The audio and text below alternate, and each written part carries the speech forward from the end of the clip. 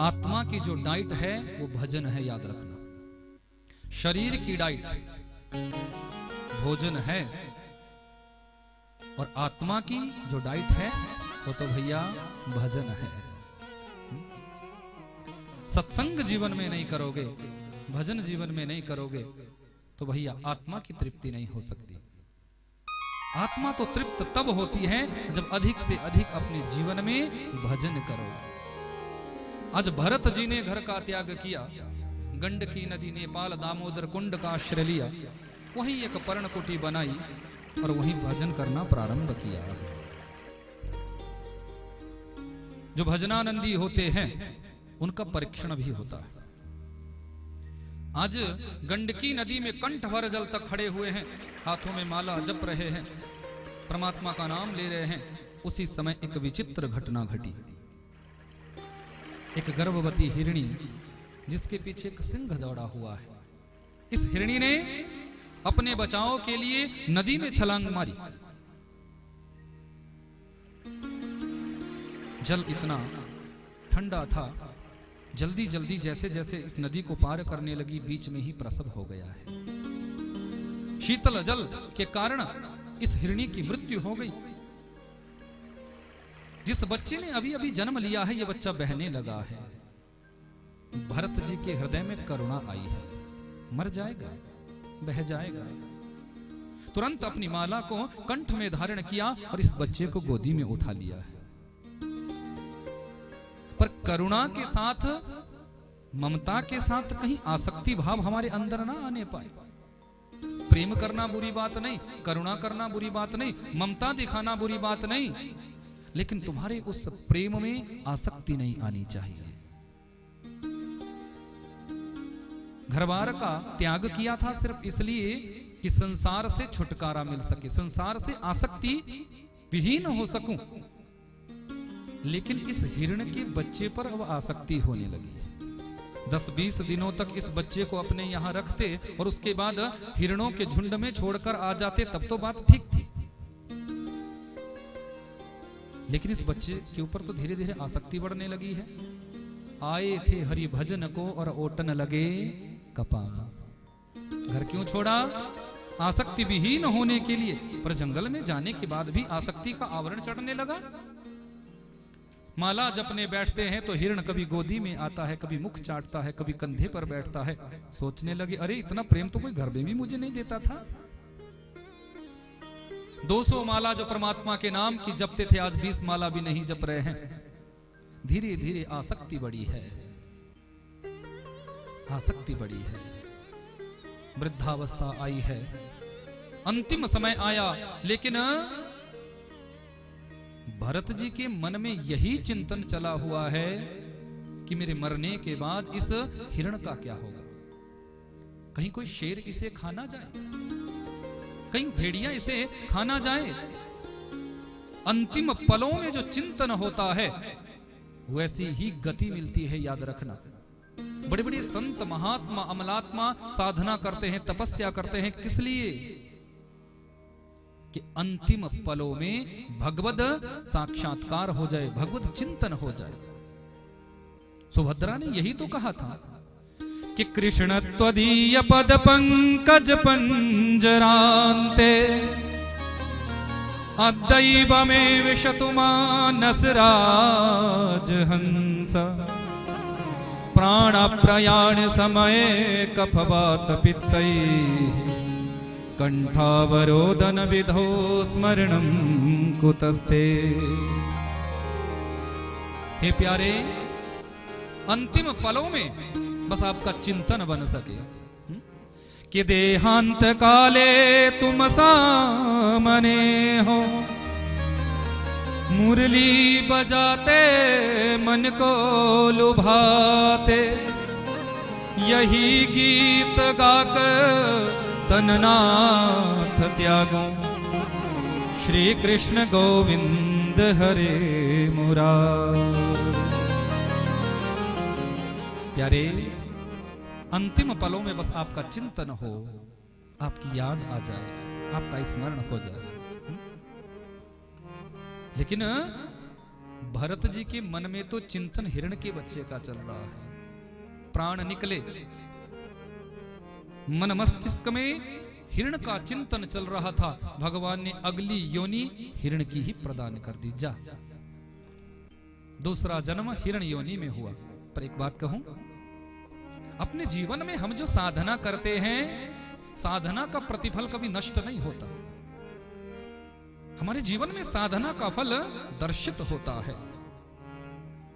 साधना के प्रभाव से अपना पिछला जन्म याद है। मैं ऋषभदेव का पुत्र था, घर का त्याग किया भजन करने के लिए, पर हिरण के बच्चे पर आसक्ति बढ़ी, इसलिए मुझे हिरण बनना पड़ा। पर इस जन्म में मैं गलती नहीं करूंगा। अन्य हिरण हरी हरी पत्तियां चबाते हैं, कोई जीव इन पत्तियों के साथ अंदर ना चले जाए, जीव हत्या ना हो जाए, इसलिए सूखी पत्तियां चबाते हैं। वृक्षों के घर्षण से जंगल में आग लगी है, धू धू कर जंगल जलने लगा है। सारे हिरण यहां से भागे, पर भरत बने हुए हिरण वही अपने प्राणों का उत्सर्जन करते हैं, प्राणों का त्याग किया। तीसरा जन्म आंगिरस ब्राह्मण के यहां भरत जी का हुआ। अपने पिछले दोनों जन्म याद है, मुखमंडल पर तेज है। पिता ने सोचा जरूर ये कोई तपस्वी बालक बनेगा, श्रेष्ठ बनेगा, विद्वान बनेगा, मुख का तेज बता रहा है। जब थोड़ा बड़े हुए हैं तो गायत्री मंत्र की दीक्षा दी है। बेटा इसे याद करके मुझे सुनाओ। भरत जी तो जानते थे पर सुनाया नहीं। जानते हैं पिताश्री आत्म कल्याण के लिए, आत्म बोध के लिए इस मंत्र को नहीं दे रहे हैं। आज गायत्री मंत्र रटा रहे हैं, कल बोलेंगे अब तुम विवाह पद्धति याद करो, ग्रह शांति याद करो, यजमानों के यहां विवाह करवा के आओ, यजमानों के यहां जन्मदिन पुजवा कराओ।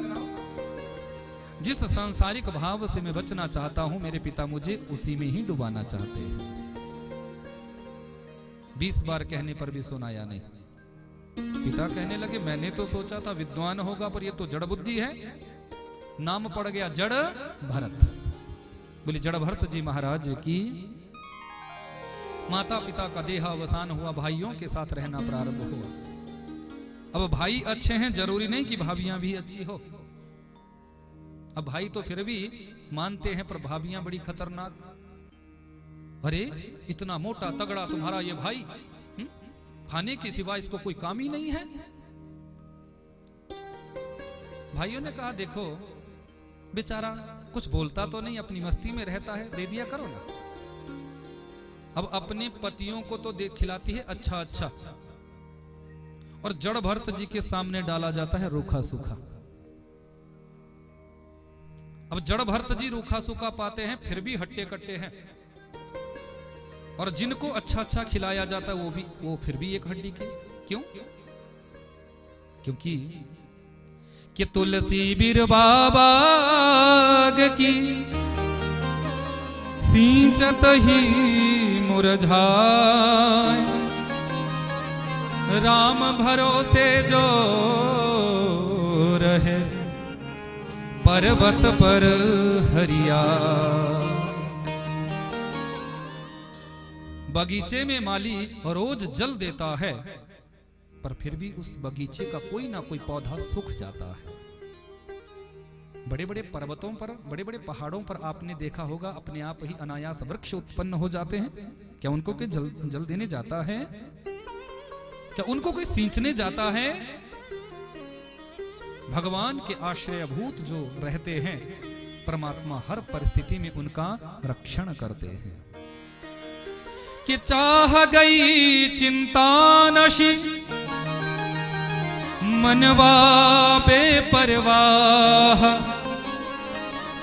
जिसको कछु नहीं चाहिए वो ही शाहनशाह। प्यारे सच्चा सहनशाह तो वो होता है जिसकी सारी चिंताएं नष्ट हो जाती है, जो भजन में डूबा रहता है, अपनी मस्ती में रहता है।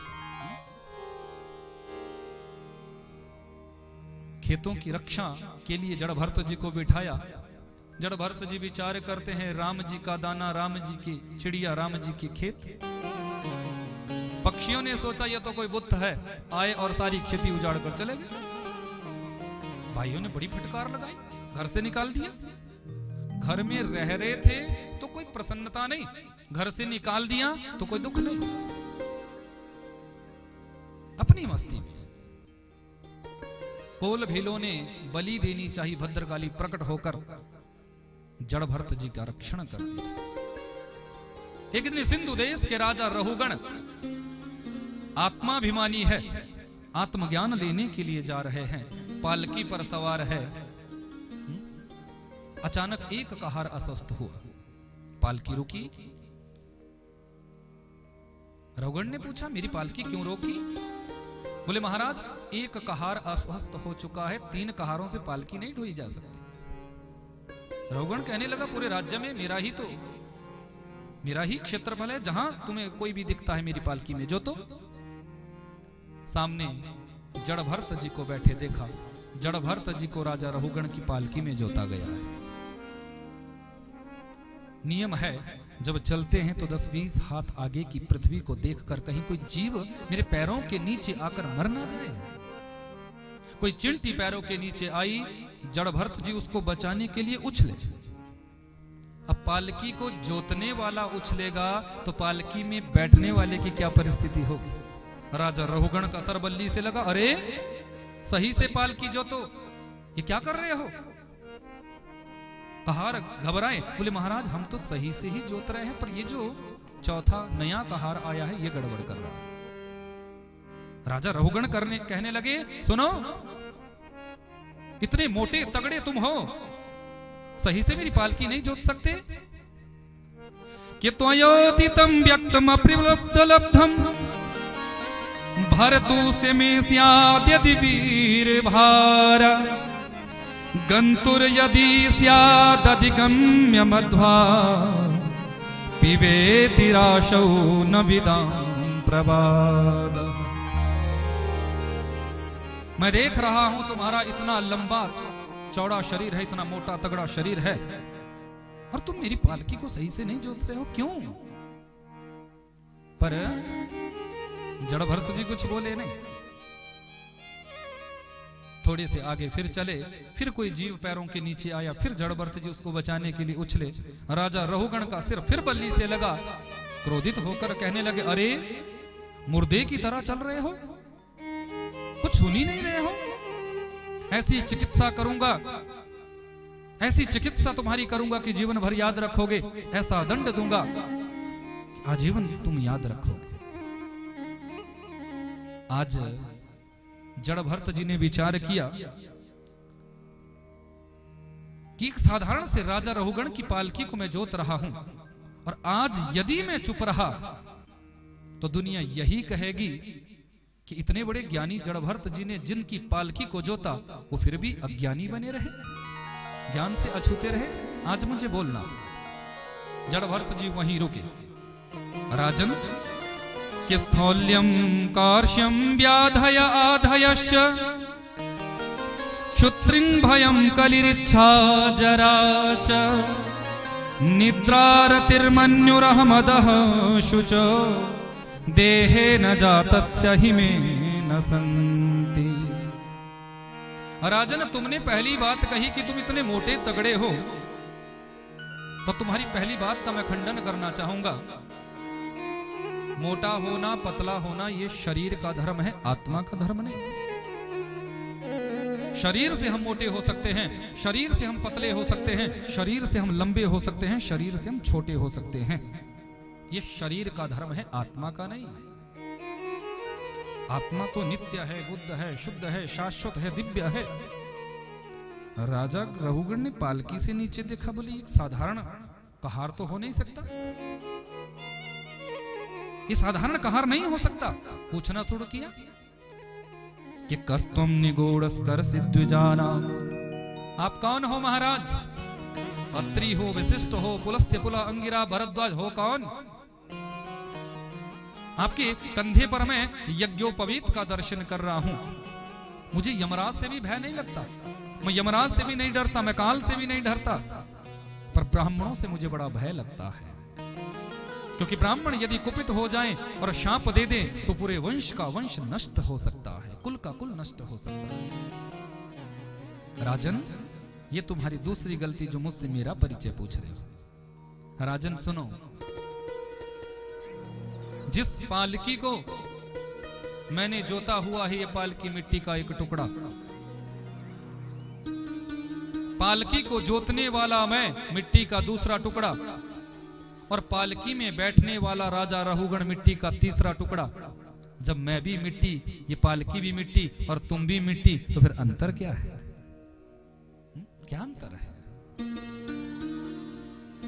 राजन, गेहूं को पीसकर मैदा बनाया जा सकता है, पर जो पहले से ही मैदा है उसको तुम और क्या बनाओगे?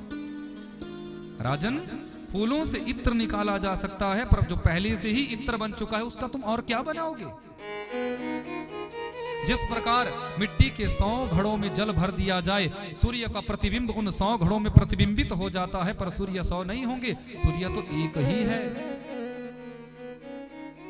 ठीक इसी प्रकार जो मेरे अंदर परमात्म तत्व है, वही तुम्हारे अंदर परमात्म तत्व है। 5 तत्वों से ही इस सृष्टि का निर्माण भगवान ने किया, और 5 तत्वों से ही समस्त जीव समुदायों का निर्माण किया। क्षितिजल पावक गगन समीरा, पंच रचित अति अधम शरीर। 5 तत्वों से ही सृष्टि का निर्माण। यत पिंडे तत् ब्रह्मांडे, जो पिंड में है वो ब्रह्मांड में है, जो ब्रह्मांड में है वही पिंड में है। भक्त वत्सल भगवान की राजा रहुगण पालकी से नीचे कूद पड़ा है। महाराज, आपसे बड़ा ज्ञानी मेरे जीवन में और कौन आ सकता है? आपसे बड़ा ज्ञानी मेरे जीवन में कोई दूसरा नहीं आ सकता। आपने आज मुझे आत्मबोध करा दिया, आज मेरा आत्म कल्याण हो गया। ऐसा श्रेष्ठ ज्ञानी है आप, चरणों में गिर पड़े हैं। जड़ भरत जी कहते हैं कि अहम पुरा भरतो नाम राजा, विमुक्त दृष्ट सुत संग बंधः, आराधनम भगवत इह मानो, मृगो भवम मृग संगार्दतार्थ। राजन, तुम क्या राजा हो?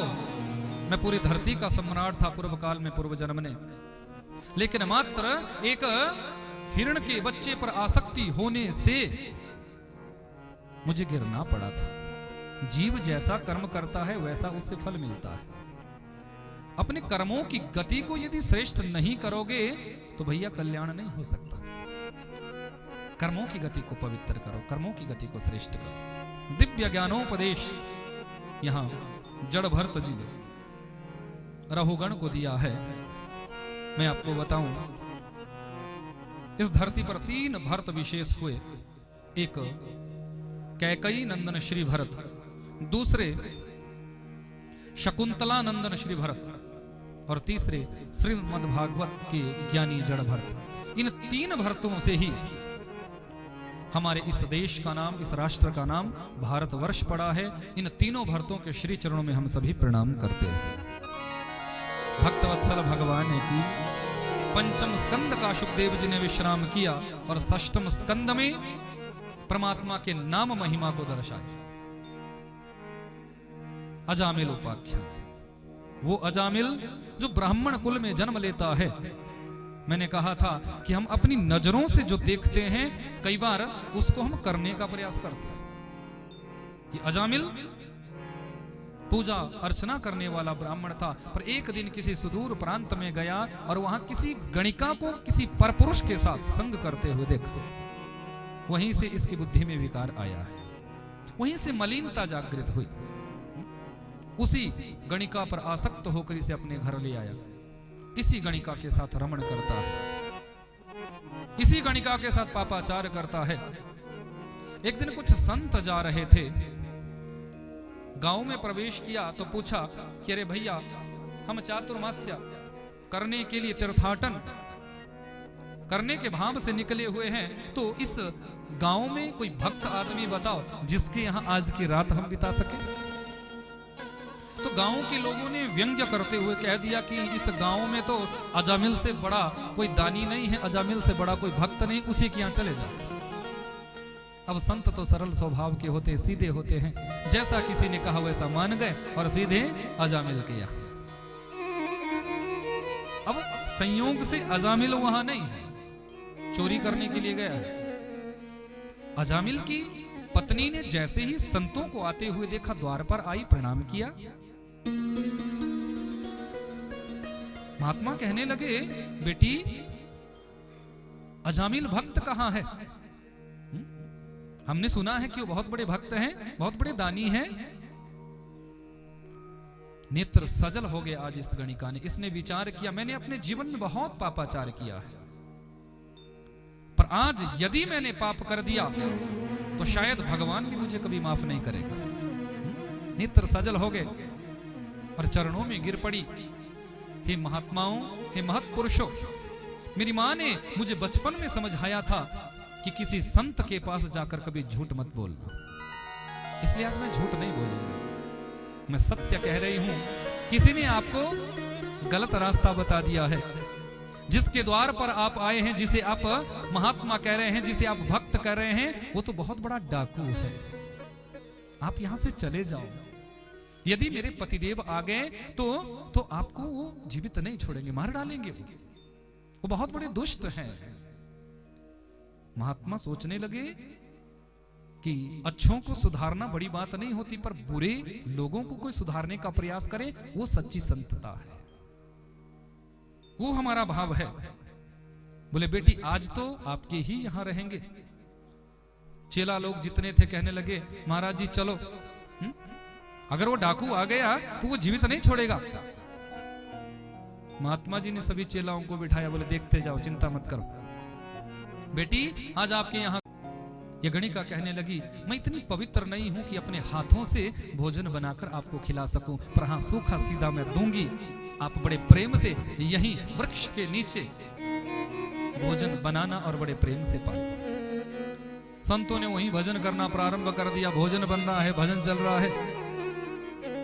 आधी रात का जब समय हुआ तो बहुत सा स्वर्ण चोरी का धन लेकर ये अजामिल डाकू आया है। जब आंगन में संतों की मंडली देखी तो बड़ा क्रोध आया। गुस्से में कहने लगे, तुम कौन हो और किसने तुम्हें यहां आश्रय दिया? पत्नी दौड़ती हुई अंदर से आई, स्वामी मैंने ही इन्हें यहां रोका है।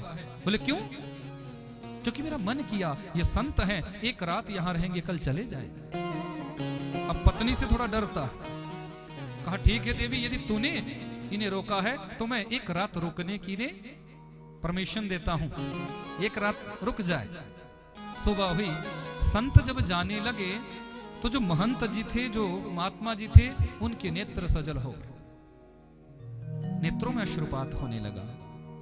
आज अजामिल के यहां का हमने पाया है, इसके यहां का हमने नमक खाया है, अन्न खाया है,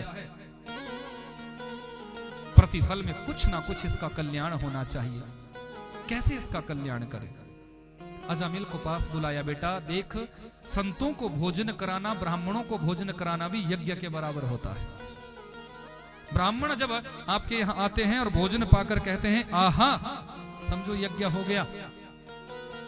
और यज्ञ कुंड में जब आप आहुति देते हो स्वाहा, उस समय भी तुम्हारा यज्ञ, क्योंकि नारायण भगवान के दो ही मुख बताए, परमात्मा के दो मुख है, एक अग्नि और दूसरे ब्राह्मण। उसमें भी भगवान ने स्वयमेव कहा है कि जो ब्राह्मण है, क्योंकि यज्ञ आप करोगे तो यज्ञ का प्रतिफल जो है 3 दिन 3 महीने या 3 वर्षों में मिलता, ये प्रमाण है। तुमने यज्ञ किया, या तो 3 दिन में तुम्हें फल मिल जाएगा, या 3 महीने में फल मिलेगा, या फिर 3 साल बाद आपको फल मिलेगा। लेकिन भगवान कहते हैं ब्राह्मण तो मेरा ऐसा मुख है कि जैसे ही उन्होंने भोजन पाया उसी समय आप प्रसन्न होकर आपको आशीर्वाद दे देते हैं। तो यज्ञ पूर्ण तब माना जाता है जब यज्ञ की पत्नी दक्षिणा को सम्मिलित किया जाता है। अजामिल से कहने लगे, देखो आपके यहाँ यज्ञ हुआ है, अब जाते जाते यदि आप दक्षिणा दे दो तो आपके यज्ञ की पूर्णता। इसको तो गुस्सा आ गया, अरे बड़े आए दक्षिणा मांगने वाले, ये तो भला समझो कि मैंने आपका दंड कमंडल भी अंदर नहीं रखा, तुम दक्षिणा की बात कर रहे हो, चले जाओ, नहीं तो जो कुछ तुम्हारे पास है ये भी मैं अंदर रख लूंगा। महात्मा जी ने कहा देखो भैया, हमें कोई सोना चांदी वाली दक्षिणा नहीं चाहिए, धन रुपया नहीं चाहिए, फिर बस हम इतनी दक्षिणा तुमसे चाहते हैं कि तुम्हारी पत्नी गर्भवती है और जो ये बच्चे को जन्म देगी, बस हमारे कहने से तुम अपने उस बच्चे का नाम नारायण रख देना। मुक्ति का कितना सरल उपाय संतों ने खोजा है। जानते हैं कोई मंत्र इसको देंगे ये कभी जपेगा नहीं, कोई पूजा का विधान इसको बताएंगे ये करेगा नहीं, दान पुण्य इसे कहने के लिए कहेंगे तो ये करेगा नहीं। क्या कहा? अपने बेटे का नाम नारायण रखना। अजामिल तो खुश हो गया कि किसी ब्राह्मण को बुलाकर नामकरण करवाता, इन्होंने तो पहले ही कर दिया, फ्री में सारे काम हो गए, बोले रख दूंगा। संत वहां से चले गए, बेटे का नाम नारायण रखा। मैंने आपसे कहा था कि नाम की बहुत बड़ी महिमा होती है, यथा नाम तथा गुण। जैसे तुम्हारे जीवन में तुम्हारा नाम होता है, तुम्हारे ऊपर गुण भी वैसे आने लग जाते हैं। बच्चों का नाम रखोगे टिट्टू पिट्टू किट्टू मिट्टू, तब बोलोगे महात्मा जी बेटा पास में नहीं बैठेगा। अरे कहां से बैठेगा? नाम क्या रखा? टिट्टू। अब टिट्टू का नाम तो उड़ना है एक डाली से दूसरी डाली पर, दूसरी से तीसरी पर। नाम ऐसा रखो जिस नाम का प्रभाव तुम्हारे बच्चे के जीवन में ऐसा पड़े कि उस नाम को लेते हुए तुम्हारी जिह्वा भी पवित्र हो जाए और तुम भी पवित्र हो जाओ। नाम में बहुत बड़ी ताकत होती है। एक बार कोई नास्तिक, किसी का बेटा था, कभी भगवान का नाम नहीं लेता था।